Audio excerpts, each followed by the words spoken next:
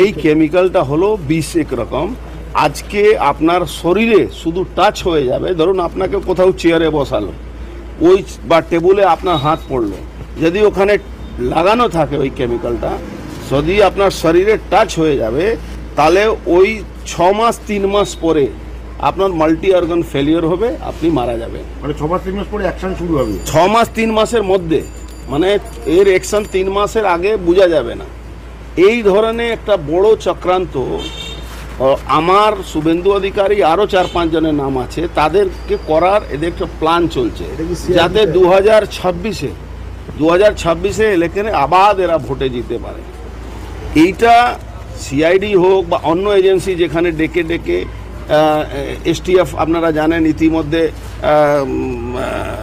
বাংলাদেশের জঙ্গিদের সঙ্গে কত যোগ আছে আমাদের পশ্চিমবাংলা সরকারের, সে নানা রকম একটা ব্যবস্থা চলছে। একটা বড় ধরনের ঘটনা, ধরুন আজকে যদি কেউ মেরে দেয়, তখন কি হয়, সঙ্গে সঙ্গে মিডিয়াতে আসে, কিন্তু যদি কারো শরীরে মাল্টি অর্গান ফেলিওর হয়ে যায়, তখন তো আপনি তার উপরে প্রশ্নচিহ্ন করতে পারেন না।